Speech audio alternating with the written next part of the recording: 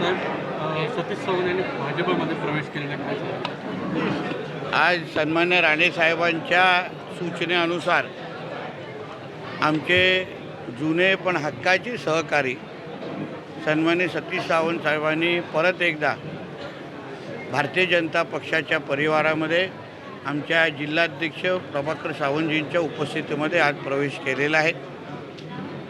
त्यांचा अनुभव आणि सहकार क्षेत्रामध्ये, शेती क्षेत्रामध्ये त्यांनी केलेलं काम आणि ह्याच्या अगोदर पण ते जिल्हाध्यक्ष म्हणून त्यांनी काँग्रेसची संघटना सांभाळलेली, अन्यही संघटना सांभाळण्याचा त्यांना एक चांगला अनुभव आहे. मला विश्वास आहे येणाऱ्या कालावधीमध्ये भारतीय जनता पक्षला मजबूत करण्यामध्ये ते नक्की मोठा हातभार लावतील असं माझा ठाम विश्वास आहे. सध्या जिल्हा परिषद पंचायत समितीच्या निवडणुका सुरू आहेत, त्याच्यामध्ये किती फायदा सतीश सावंतांचा होऊ शकतो? शेवटी तुम्हाला सांगतो, एका काळात त्यांनी काँग्रेसची पूर्ण संघटना बांधण्याचं काम सन्मान्य सतीश सावंत साहेबांनी एक हाती तेव्हा केलेलं. त्याच्यानंतर पण ह्या जिल्ह्यातल्या प्रत्येक तालुक्यामध्ये त्यांना ओळखणारा एक वर्ग आहे, कार्यकर्त्यांची त्यांची चांगली ओळख आहे. म्हणून येणाऱ्या जिल्हा परिषद पंचायत समितीमध्ये आमचा महायुतीचा जो विजय आहे तो अजून भक्कम पद्धतीने आम्ही विजयाच्या दिशेने वाटचाल करतो आहे. सतीश सावंत साहेबांच्या येण्यामुळे आमची संघटना तर घट्ट होईलच, पण आमच्या प्रत्येक उमेदवारामध्ये विजयाच्या ह्याच्यामध्ये त्यांचा निश्चित पद्धतीने सिंहाचा वाटा असेल. साहेब, ठाकरे सेनेला खरं म्हणजे संपूर्ण जिल्ह्यामध्ये एक मोठा धक्का मानला जातो आपण तो सतीश सावंत यांचा पक्षप्रवेश होत काय सांगितलं? शेवटी मी आता जसं भाषणात सांगितलं, सावंत साहेबांनी पण उल्लेख केला, ठाकरे सेनेला किंवा उद्धवजींना सतीश सावंत साहेबांसारख्या चांगल्या कार्यकर्त्यांचं, सहकाऱ्यांचं महत्त्वच कळलं नाही. त्यांना कुठे कशी जबाबदारी द्यायची, किती ताकद द्यायची हे त्यांना कळलं नसल्यामुळे त्यांनी स्वतः मुख्यमंत्रीच्या काळात उद्धवजींकडे जी कामं सतीश सावंतजी घेऊन जायचे, सहकार बाबतीमध्ये, शेती बाबतीमध्ये, त्याचा कुठलाही फायदा, कुठलाही प्रश्न ते सोडू शकले नाही मुख्यमंत्री असताना पण. तर म्हणूनच शेवटी जिल्ह्याच्या विकासासाठी धावपळ करणाऱ्यापैकी सतीश सावंत साहेब आहेत.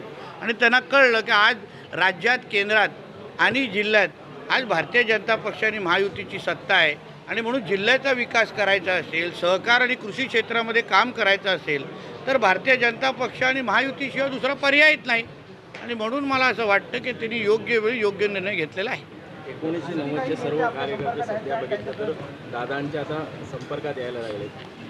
नाही, शेवटी जसं मी सांगितलं, हा जिल्हा सन्मान्य राणेसाहेबांच्या माध्यमातून उभा राहिलेला आहे. जिल्ह्याच्या विकासामध्ये म्हणजे जेव्हा लाल मातीचे रस्ते होते ते आत्तापर्यंत रस्त्याचं जाळं, जेव्हा आमचं दरडोई उत्पन्न 30-35 हजार होतं ते आत्ता लाखांमध्ये गेलेलं दरडोई उत्पन्न, हा पूर्ण प्रवास या सगळ्या त्यांच्या जुन्या सहकार्याने अतिशय जवळून पाहिलं असल्यामुळे आता त्यांनी राणेसाहेबांपेक्षा दूर राहू शकत नाही, राणेसाहेबही दूर राहू शकत नाही.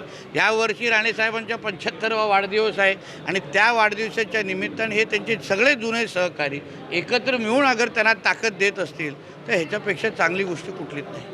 साहेब याच अनुषंगाने एक असा प्रश्न आहे की सतीश सावंत यांचा जो आता तुम्ही म्हटलं जिल्ह्यात वर्ग एक ओळखणार आहे, तर याच अनुषंगाने जिल्ह्यात सहकारी संस्था असतील किंवा सहकारी क्षेत्रात किंवा राजकीय भाजपमधून राजकीय क्षेत्रामध्ये त्यांच्यावर काही पदाची जबाबदारी दिली जाणार आहे? नक्की दिले जाणार, कारण का आणि हे त्यांची मागणी नाही.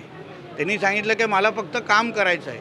पण आज आम्ही राज्य सरकारमध्ये आहोत, जिल्ह्याचा पालकमंत्री मी आहे, मलाही ताकद पाहिजे, मलाही हातभार पाहिजे, मलाही अनुभव आणि मार्गदर्शन पाहिजे. आणि म्हणून येणाऱ्या काळामध्ये निश्चित पद्धतीने त्यांच्या अनुभवाप्रमाणे त्यांना जबाबदारी दिली जाणार. आणखी काही नेते आपल्या संपर्कात आहेत, त्यांचा प्रवेश देखील होण्याची माझ्या फोनमध्ये बघण्याची परवानगी कोणालाच नाही, म्हणून कोण माझ्या संपर्कात आहे हे मी सांगू शकत नाही. पण एक तुम्हाला सांगतो, येणाऱ्या काळामध्ये भारतीय जनता पक्ष आणि आमची महायुती जेवढी भक्कम आम्ही करू शकू, कारण का शेवटी आम्हाला जिल्ह्यामध्ये विकास करायचा आहे, संघटना घट्ट बांधायची आहे. म्हणून जेवढे जास्त चांगली लोक ज्यांच्यामुळे आमची संघटना भक्कम होईल आणि जिल्ह्याचा विकास होईल त्या सगळ्या लोकांना बरोबर घेण्याचा मानस आमचा निश्चित पद्धतीने आहे. साहेब, एक निर्मला सीतारामन यांनी बजेट सादर केलं, कसं बघता आणि आपल्या खात्याचं चांगल्या प्रकारे बघा, ह्या आजचा जो सादर केलेला बजेटमुळे आपला भारत महासत्तेच्या दिशेने अतिशय गतिमान पद्धतीने वाटचाल करत आहे, हे प्रतिबिंब ह्या बजेटमध्ये आहे.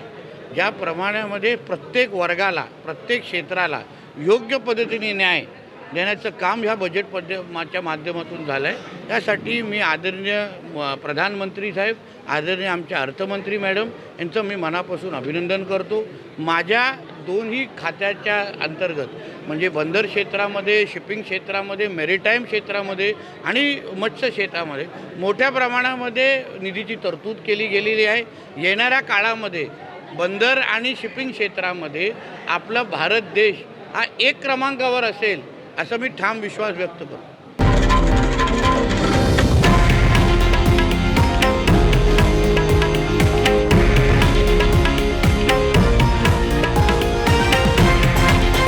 हे आहे देशातील नंबर 1 न्यूज नेटवर्क आणि आपण पाहत आहात TV9 मराठी, एकमेव.